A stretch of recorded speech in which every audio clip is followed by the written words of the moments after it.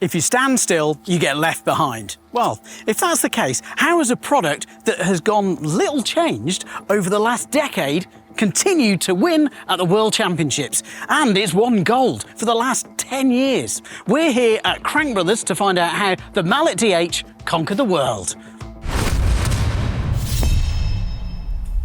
Our story starts over 25 years ago, and along the way, racers and riders like the Athertons, like Greg Minnaar, like Danny Hart, and Loic, and, well, Valley Hall have all created some iconic stories in mountain biking. In 2001, Carl and Frank, who were known as the Crankbrothers, were awarded their patent for a four-sided pedal. The patent was 6205885. The original concept was all about minimalism, trying to reduce the number of parts down. And, well, they first sided with a three-sided pedal, but very quickly realised that actually, if they switched to a four-sided pedal, well, they could reduce the number of moving parts down to just two. That evolved into a whole pedal, the Eggbeater, named for, well, obvious reasons. The simplicity in design really paid off with this really lightweight design. And it was really innovative too, in the fact that you could clip in lots of different ways. Okay, it's got four sides, but the way it functions is different too. And it means you could kind of clip forward or clip back. And by its very design, it's very open, so mud clearance is exceptionally good. The lightweight mud shedding design made it really popular with cross-country racers. But without the pedal body on the outside, downhillers were lacking something. That all changed in 2003. The original Mallet, well, it does look very different from the modern day Mallet DH, but there's a lot of features in here that are, well, in the modern pedal. So we've got a big pedal body. We've got adjustable traction, so we can change the feel. Okay, in this first version, we've got these traction plates which bolted onto the front of the pedal, and you've got raised edges on the leading edge or on the rear edge to change the feel. And because of the Crankbrothers cleat design, you could change how the pedal felt, how you could change release angle. So by orientating the cleat in a different way, it meant that you could change the release angle from 15 degrees to 20 degrees. And the way that the system worked, it's not relying on spring tension to hold you in, meant that it did feel very different. It felt more natural, especially coming from flat pedals. Greg Minnaar gave the Mallets their first World Cup win in 2004, but it wasn't a one-hit wonder. Oh no, they kept winning World Cups and even World Championships. So Crankbrothers could have rested on the laurels, but they didn't. They started to develop the all-new Crankbrothers Mallet DH pedal in 2008. And the new Mallets took off where the old ones left. And that was an incredible weekend in Val d'Isole, where Rachel Atherton and G Atherton both went on to win World Champs in Elite. The new pedal, well, did look like a downhill pedal as we know now. It got lots of things that the current pedals have. So we've got traction pads, we've got a really big body. Of course, being a Crankbrothers pedal, it's got that inner wing assembly, so like an Eggbeater but on the inside. And those kind of platform changes really worked with the newer shoes that were coming out. I know we're talking about shoes. So for a long time we had cross-country hand-me-downs, stiff-soled with sort of almost plastic soles. Then thankfully in this transition period, in the sort of 2008, 2009, we started to get more a flat pedal style shoe. And that's what Steve Peat wore when he won very famously in 2009 in Canberra, his World Champs win. It was stuff of legend, and the Crankbrothers Mallet pedals kept winning, including in a very, very eventful day in 2011 in Champery, where Emmeline Ragot and Danny Hart both put down incredible runs that have, well, remained historic purely for their commentary. The next level of pedal was the Mallet DH, released in 2012, and it went straight on to winning again, with lots of World Cups and another World Championship for Mr. World Champs, Greg Minnaar. Now, it might sound like very smooth sailing. You've created a winning product, you make a new winning product. But what's actually going on behind the scenes? What's that development process? Well, we chatted to Andy from Crankbrothers all about it. How did the Mallet evolve? Because we've seen this kind of transition from that early generation pedal to what we think of as the Mallet DH. What was the kind of story with the product development and how you fed back into all the riders? So to be fair, the original Mallet was slightly before my time. I've been here for a long time, but 2003 is when the initial Mallet was developed, and obviously it was around the new wing system from the Eggbeater. But as we looked at different categories that we wanted to be in outside of cross country and trail. Like downhill was and is like one of the biggest categories that we wanted to service. And essentially with the first mallet pedal, we created a die cast or a magnesium body, larger profile. We had some plates on the front with traction, not pins necessarily, but some aggressive traction that you could kind of customize depending on what you liked. And it just gave a really solid platform for that, downhill skate style shoe interface. So that's where it kind of started. And over the years, like we've gone through a few generations of pedals. The Mallet C and M morphed into the Mallet 1, 2, and 3. We moved to an extruded alloy body, had different wing systems, not wing systems, but wing materials throughout each to kind of differentiate them with weights and whatnot. So the second gen, which I don't have here, came out in 2006. And then a few years later, the development department was kind of looking to maybe save some weight, reduce the size of the pedal. And we kind of went down a direction of just doing that. We came out with the Mallet 1, 2, and 3, which had much more streamlined body. It had a half alloy, half either cast or nylon, depending on the level. So it saved some weight there. Not quite as concave. And essentially it hit the marks for like a trail or an enduro pedal as we kind of started dipping our toe in the water of those categories. But unfortunately, it kind of alienated the downhill rider and kind of went away from what they were looking for. So we kind of needed to start going back to the drawing board and have another look at how we wanted to evolve this pedal to kind of get back to the true core of what it was. So 2013. So we redesigned the body. We really focused on the interface between the shoe and pedal and what the downhill rider needed, which was a larger platform. We added some concave in there to just really create a really good interface, real good connection between the shoe and pedal. And that year we launched the Mallet DH pedal, which is what you see here. Q factor also changed. So our standard spindles were 52 mil. With downhill bikes, typically the rear end of the bikes were getting a little bit wider. And the wider the stance, the more stability the rider would have navigating the courses and whatnot. So in this pedal, we added a 57 mil spindle, so widened the Q factor of the bike by 10 mil or so, which was a huge improvement as well. In terms of like the feedback through races and how you developed this new one, I guess there was this sort of like turning point where you went back to liaising with racers and liaising with downhill riders to help develop it. Was there kind of consistent feedback from them of what they wanted in terms of from the pedal? Yeah, I think there was consistency, and it really was like the platform size. Maybe we didn't get it perfect in the first generation, but we kind of evolved that to get to a point where they really did like the platform size. The adjustable pins were a key feature.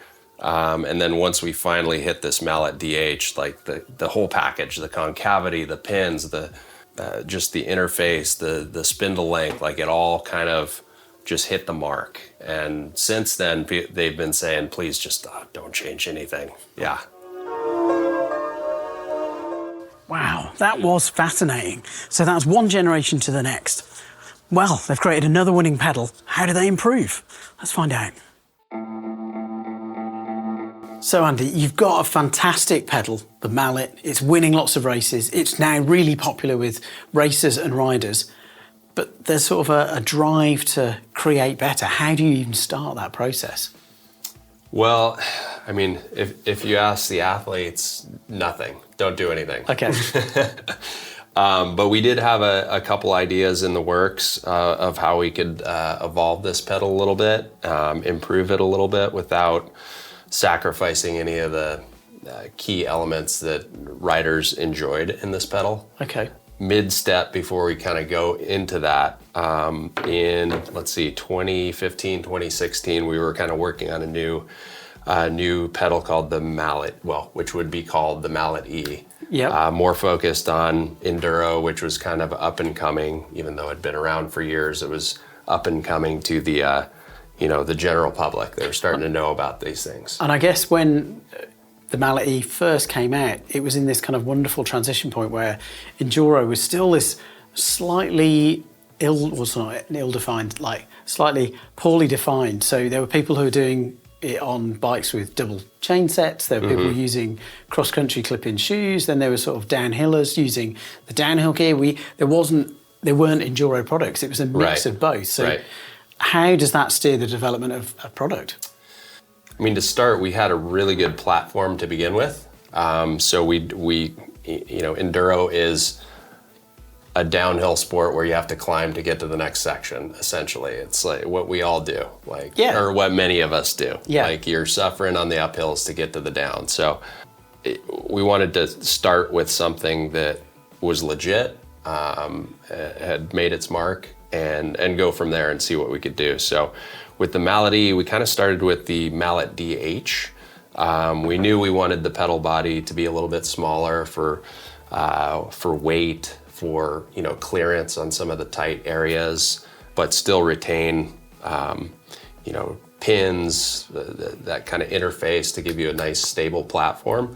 But also what we'd been doing is with some of our other pedals like the Eggbeater and the Candy, we had these clip-on traction pads to kind of customize the interface between your shoe and pedal. Okay. So depending on your shoe and cleat setup, sometimes you'd have situations where you're clipped in, but you have a lot of rocking because your shoe's not touching the platform. Yeah.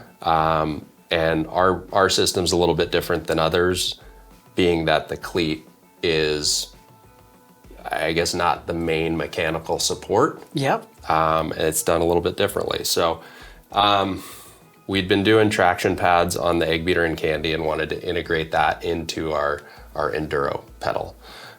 So that was part of this. So we shrunk down the DH body by, I want to say 18%. And then we created these traction pads that integrated into the pedal. So there's some channels that you can slide them in and out. They come with 1 and 2 millimeter pads, so you can kind of really fine tune your interface. Okay, yep. So that was one of the big things. As I said, we still had the pins for extra traction. And then thinking about rock strikes and the leading edge, we found this to probably be the most impactful spot to put a chamfer on to kind of deflect you off rocks if you were to hit rocks. So we added that on the leading edge of the pedals as well. Okay. So that's that kind of, as you're riding along, feet sort of level or even dropped and you're going to hit a rock, right? Just taking sort of a couple of mil off gives you, even more space. Yeah. As you can see with the Mallet DH race, the 2013 version, it's pretty square edged. Yeah. Versus that chamfer, and you can just imagine what the difference might be if you have a square hit on a rock. So deflection versus maybe over the bars. So you've created a new platform for enduro pedal. Correct. It's well liked by enduro racers, enduro riders, and trail riders too.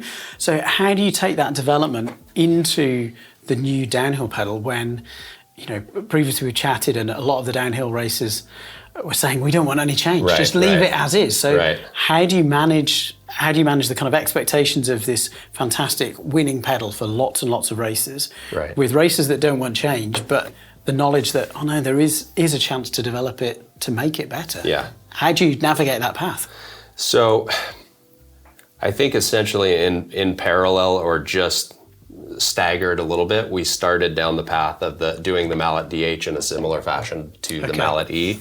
And the primary focuses were to add those kind of two essential things, the traction pad technology into the platform, as well as adding that chamfered edge. So essentially, once again, we started with this pedal and used what we had done on the Mallet E to then start integrating that into the new Mallet DH pedal. Kept the same platform size. We made like some small modifications with machining just to update the look a little bit, but essentially the size was the same. The concave was the same. So all the features that the athletes loved, Yep. we kept, and then we added these 2 new features. And so the pedal I'm holding are actually a prototype pair that we made for athletes to test. We did like a hydro dip to sort of hide it and sort of like, you know, have them stand out in a way. Like, what the heck is this thing? Like, these are actually Menards pedals from 2016, I think. Oh, wow. Okay. So he raced I think he raced a few races on these, or at least did a bunch of product testing for us.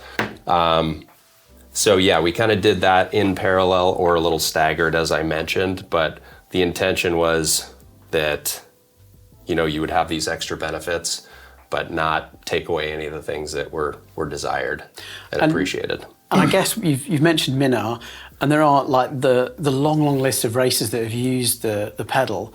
I mean, that list is huge, but then there's also kind of lots of riders that you use during development. So Minar is one. And how useful was it to work with these sort of like top tier racers to pull in their kind of, well, all that feedback?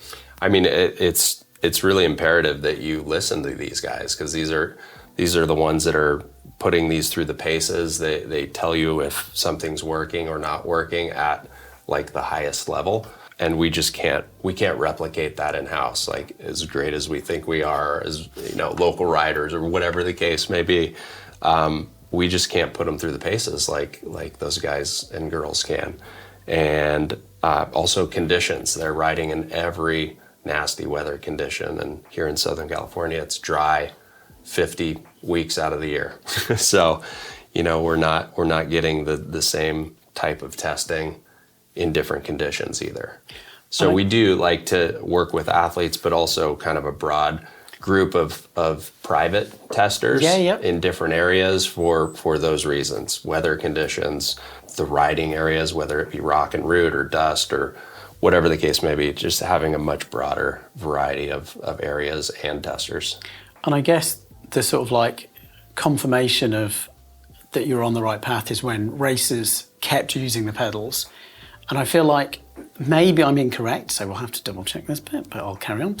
So the athletes were sort of given these pedals just to ride, and I assume they were meant to give them back and return to their normal race pedals, but I'm pretty sure that Rachel Atherton went on to win Worlds on those prototype pedals. I believe she did, yes. Yeah, once I think there was some hesitation from many when they knew and saw that we were doing something a little bit different. But once they tried them, I think they were pretty on board immediately with it. And I think your example is correct of Rachel winning. So it was and has been a fantastic pedal through the whole history, but this current generation has been very successful, and we're super stoked on it. Yeah, I guess the next challenge is, where do you go then? Yeah.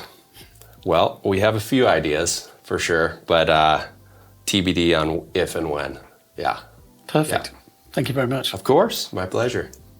So that's the engineering and development perspective and the product side. But what's it like from the CEO's perspective? Let's find out. When you've got one of the most successful products in mountain bike history, how do you decide where to go with that next? We never start with the product, we start with the rider.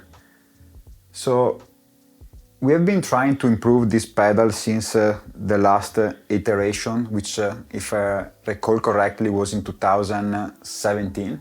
We were struggling to find a way to improve it and improve the rider experience with the pedal. But then we start looking at the shoes of the rider. I remember Eggbeater coming to our office in Laguna and cutting the rubber under her shoe to make it work better with her pedals. Then I remember Troy Brosnan doing a very similar thing on the rubber, but even creating a longer hole where you install the cleats.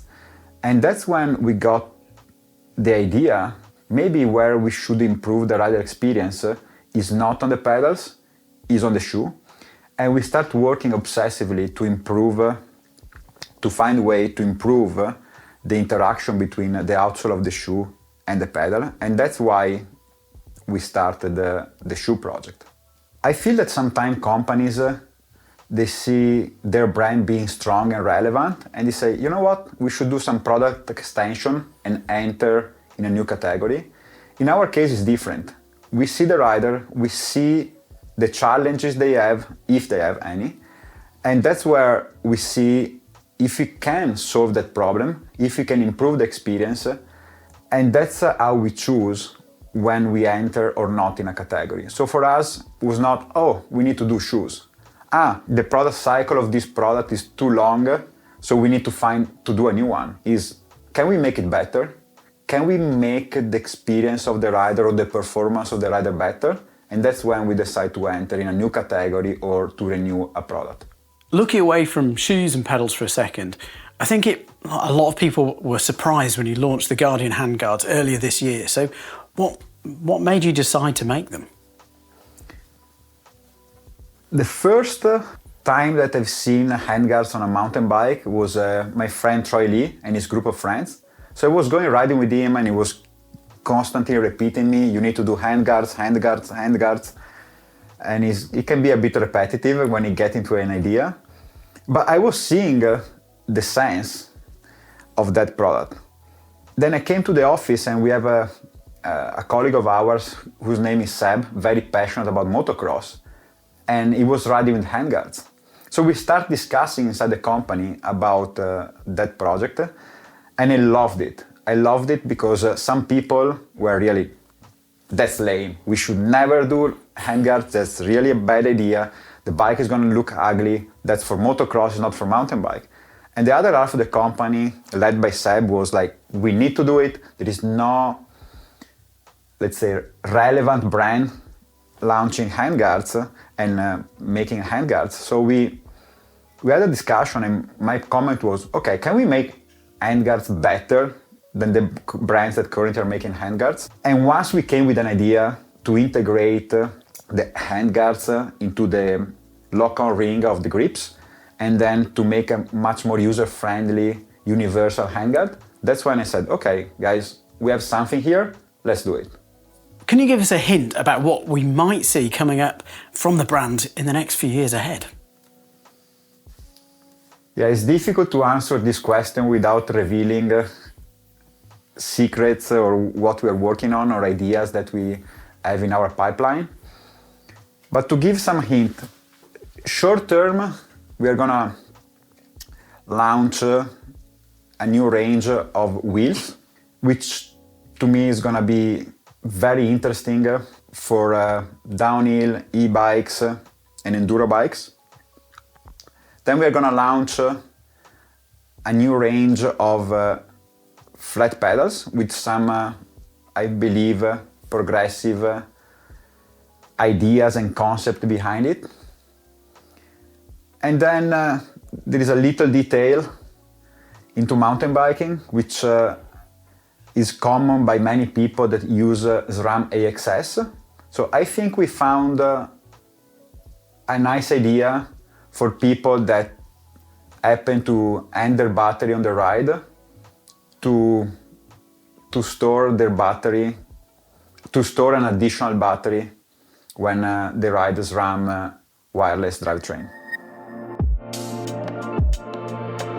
I think the product journey and the product development of the Mallet, the original pedal, is interesting in itself. We've got a core product that was really popular with XC riders because it worked differently and it worked in a better way. The way it held onto the cleat by using the kind of loading, the physical connection versus using spring tension, meant that it worked in a better way, especially for riders that drop their heel.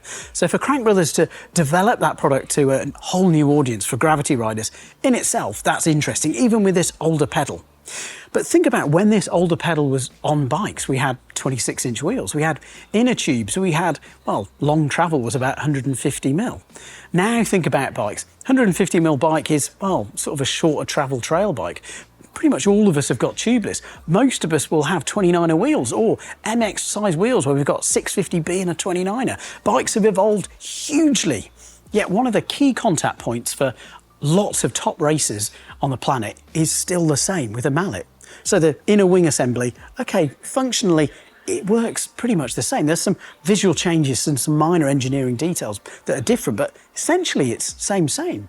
And the pedal body is really similar size. Okay, we've got traction pins instead of the traction plates on the side. And I think that's where the detail in design really comes through. Crankbrothers haven't been able to take huge, game-changing risks when they've developed the new iterations of this pedal. They've had to listen to racers' needs and slowly evolve the design to make sure that it fits in with them and fits in with riders and how we're riding now. It's a really interesting story. Huge thanks to Crankbrothers for all their help in telling the story of the winningest downhill pedal in history. And speaking of pedals, what Crankbrothers pedals are you running? Let me know in the comments down below.